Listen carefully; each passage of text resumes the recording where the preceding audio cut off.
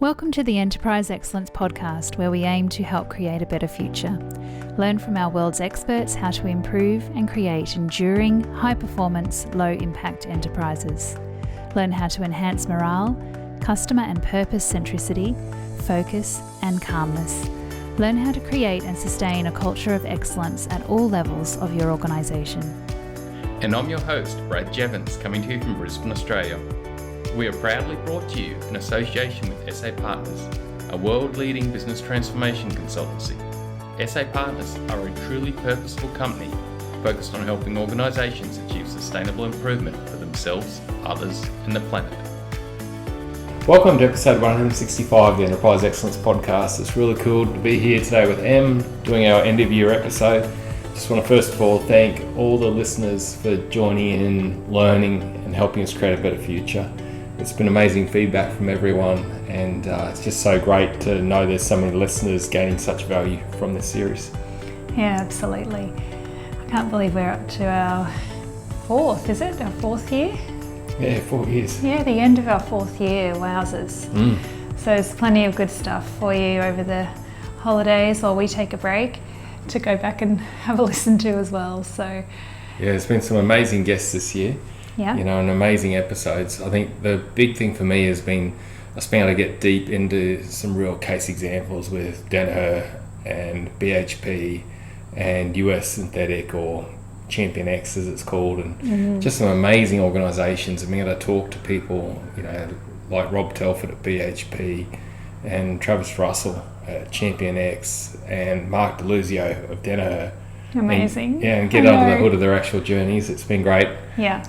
And we've recapped Dr. John Cotter again, Dr. Jeff Sutherland. Yeah. All sorts of amazing episodes. Yeah, we're so lucky to have the greats of the business world in our pockets almost, hey? Yeah, they're so giving. That's the amazing thing about this space. I think everyone involved in this game is just about focused on how do we truly help create a better future. And everyone's about just giving. Get the knowledge out there, help organisations get better, and through it helps the economy. It helps people have a better time at work. They go home happier, have a better time at home and in life, and also it helps the planet. Yeah. Reducing impact, even just becoming more productive and getting more done with the time and energy that we have reduces impact. So it's all upside. Yeah, it is. Yeah, it's exciting. Yeah, so we're going to wrap up what's been 2023. Just with maybe, if you can think about, Brad, your most burning question you've had, or most common question you've had this year. Well, I think the common theme of this year has really hung around the two dials I see to turn to achieve enterprise excellence. One is, of course, behaviour, and getting really clear on your leadership behaviour and even frontline behaviour, middle management behaviours, and starting to define those and even measure those and improve those in your teams and individuals to then actively lead culture. And that's been a big conversation, and a lot of companies are okay in some regards of having some behaviours defined and knowing what their culture means. But then there's the other dial, which is the systems piece, which is what are those key processes and things we just got to be good at to achieve excellence. Like even basic stuff, like we got to be good at getting to the root cause, prioritising our projects, prioritising our problems, getting to the root cause, and then having a structure, some sort of structured way of executing small improvements and big projects. Really in a simple way, the system side. And I guess what I'm seeing within organisations is some organisations have defined their way and their values and behaviours, but they're purely that humanistic factor around what we do. Say their value might be respect, well it might be we talk to each other respectfully and in a nice way, we care for people and things like that, which is great. But then under respect, systems could be around learning and development. We really focus on growing our people and systematically building our capability in our organisation. And I see companies are either good at the system side, or they've got okay with the humanistic, more behavioural side, leadership side, but it's getting the both working together and really leading that day in, day out, week in, week out, month in, month out, year in, year out, and improving towards it. Yeah. And that's been the big insight for me this year. And those episodes we mentioned earlier with Rob Telford of BHP, and then Mark Deluzio of Danaher, and Travis Russell of Champion X. Really speak to that living the culture and through every day, isn't it? And through that, demonstrating the behaviours and or principles too. So I see companies will either call them guiding or ideal behaviours, or they'll call them guiding principles under the values. But I think it's important that when you define that you're not just looking at humanistic factors, or you're not just looking at principles that are systematic, is that you look at both lenses. Mm-hmm. And you've got a blend of both, and not too many. Under each value, I believe at most you can have 3 principles or 3 guiding behaviours mm-hmm. that really define that value that you might have. You can also do that under your company's purpose, but it's getting that balance of having the critical system principles in there, that we are good at developing, onboarding and developing people, that we are good at getting to the root cause. We focus on getting to the root cause and solving problems at the heart. But then also the critical human factors, of course. Yeah. And what have you seen sort of up on the walls of companies who are trying to help everyone see what's important? Yeah, I think the big success for me this year has been getting a lot of C-suite executives on the journey, and them actually starting the journey and leading it. And when I say that, it's executives that are collaborating and engaging with every employee and customers, of course, first of all, to really define their way, their values and principles and purpose. But then the leadership, senior leadership, actually starting to run a performance meeting first off. Mm-hmm. Them creating a visual performance board, them defining their few key behaviours they need to focus on now to improve, them really starting to drive short-term actions that they need to nail to keep things moving forward, and also executing projects in a structured way. So that's the first thing I've seen. I've been really blessed to have a lot of senior executives I've been able to work with in great companies that are starting to do that and really lead that out. Mm-hmm. And the other thing that I'm really proud of what they're doing is that they're getting better at how they do strategic planning and deployments, that every team in the business is aligned to the company's vision, purpose, goals, strategies. But then the executive is improving how they regularly review that, adapt that, and execute at their level too. So the other 2 parts I'm seeing is the senior leadership team starting the journey and running a high performance meeting or a huddle or a scrum or a toolbox or whatever you want to call it, and getting skilled at that themselves. Executing projects in a structured, effective way. Typically at the moment it's using agile techniques, because that's the most prominent for creating high performance in project execution.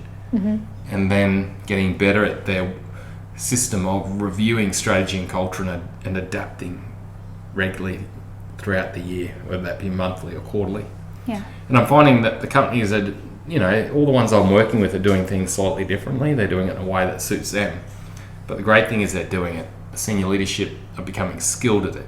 And then they're becoming the coaches to help teams below them start to develop, get strategically aligned, develop performance meetings, whatever you might call it, visual, transparent performance, starting to review their progress and adapt themselves to strategic and cultural progress and connect from the top to the front line. Yeah.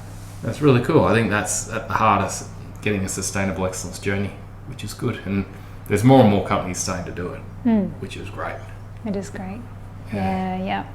You talk about reviewing that sort of system, and is there, like, apart from sitting down and having a chat about how things are going, is there any other way you can, I guess, get the voice of what's happening in your organisation? And is that... Yeah.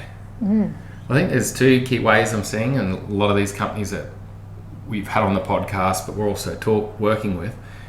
Number 1 is simply integrating your values and principles into your employee surveys and getting measurable feedback on how we're going living those principles or ideal behaviours. Yeah. that instantly gives you a measurement on how we're progressing. That is aligned straight back to your way, your approach towards enterprise excellence. Mm-hmm. And that's really powerful. And the other approach I'm finding really good is more of a qualitative interview approach with employees to be able to get feedback and learn. Like face to face. Face to face. Yeah. And of course, the thing we can do every day as leaders is Gemba. Yeah. You know, go and lead from the front and talk to people and learn and focus on the values and principles. And as you're there, observe, listen, think, sense what you feel and see's going on, and deeply learn from that, okay? And then think, what do I need to do based on this? Who do I need to celebrate? What do I need to recognize and really, bring to the fore? But also potentially, what behaviors do I need to take on to help overcome challenges that I see? And maybe help someone grow and develop in a certain area, or take another action myself as a leader to be able to help the culture move forward and help our performance move forward. Yeah. So it's really employee surveying, either in the written word or face to face. Yeah, link back to our values and principles. Yeah, and then going to Gemba. Yeah, with the values and principles that in mind.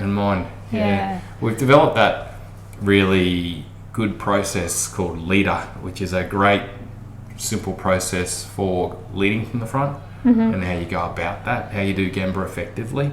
And that's up on the Enterprise Excellence Academy website under resources or downloads, and you can go get hold of that. Just a simple infographic, but a really powerful Is process. LEADER from the front the same as going to Gemba? It is. Yeah. It's just a simple acronym that we've developed to be able to make it easily and memorable. Like the first L is go look at the team's performance board and understand what's important to them and what their challenges are and what they're currently working on improvement. Explore the area considering your values and principles, or values and ideal behaviours, and what behaviours they're focused on their visual performance board.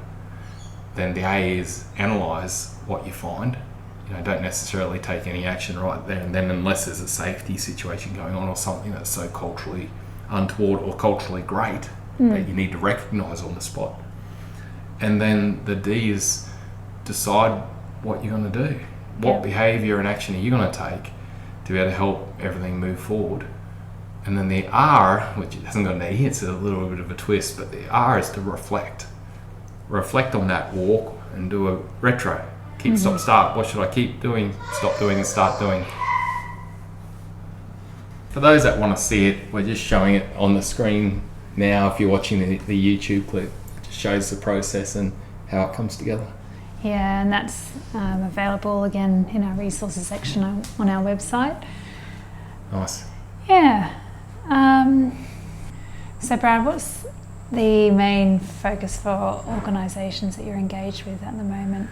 I think the ones that we're working with is how do we get ahead of the game and really create a culture of, high engagement, high autonomy, high focus, but also high performance in executing improvement and project execution in a way that's focused strategically, but also with customers before anything else comes. I think most companies at the moment are slightly concerned about the future and how do we navigate it. And especially in Australia, we've had a long time of great economic conditions. And I think a lot of companies right now are going, right, well, we need to become really high caliber and skilled so we can navigate whatever might come at us. Like we've been through COVID, yes, and got our way out of that. But there seems to be even more uncertainty at the moment around what the future could bring. Yes, yeah. And so I think the really good companies at the moment are getting ahead of the game and going, we're going to be match fit for no matter what comes at us in the future. Yeah. Rather than, rest right the minute. They're like, no, let's get to that high level. And they're getting great results, which is good, like dramatic profit increases and cultural survey improvements and customer net promoter score results and quality outcomes and safety outcomes and environmental impact reductions. So it's really cool. They're able to reap rewards pretty quickly, but at the same time they're really match fit for whatever might come in the future. Yeah, we're adding in some heat waves in this eastern seaboard of Australia too, and all our thoughts are with you. Yeah, and up north at the moment with the cyclone coming on. I know. Yeah. So we're adding in another kind of level of weather impact in summer in Australia. So But I think it's all good stuff. Like, it's so simple when you look at it. Like, it's not rocket science, but it's not easy to do because you're talking habit change. Yeah. And habit change in humans is not easy. Yeah. But what I find really refreshing is when senior executives align and collaborate to go, no, we want to take this journey together and work as a team to truly get these few things right ourselves first and then cascade it. And that's working. Yeah. I think a guy called David Rock many years ago wrote a book about cascading culture change. And to me, that's what works. Yeah. It's sustainable. Yeah. And that's important to me because it's like, how do you create a better future? Well, you got to do things that are truly going to make a sustainable difference to your company's culture and how you perform, and not keel over after 2-3 years of short-term focus. Yeah. It's sustaining after that 3 years of business, hey? Yeah, becoming part of culture. Yeah. So that's why I think it's been a great year, because it's been so good to be able to talk to so many great people from great companies that have achieved this and done this, and then to be directly working with some amazing organisations in Australia that are also achieving it and doing amazing things for our economy and for their employees and for their customers and for the environment. So it's a credit to them all. Yeah, agreed. Yeah. Should we put a shout out to our sponsor? Yeah, just thanks again to SA Partners too for the ongoing sponsorship of the podcast this year. Yeah, and all the great things they do around the world, which is brilliant in this field that we're talking about. So good on them and the companies that get to benefit from working with them. Yeah. So we're going to take a break from weekly podcasts until the 23rd of January. So that'll be our first episode back in 2024. 2024, crazy. Wowzers. Goes quick. Season 5. Yeah, season 5, wow. Yeah. Amazing. So thank you again for listening and being part of our community. Yeah. If you've got any suggestions for who you'd like to get on the podcast next year, let us know. Any improvements we could make to make the podcast better for you. And we hope that you have a very happy and merry and safe Christmas and New Year's coming up. Yeah, enjoy everyone. Have a good break.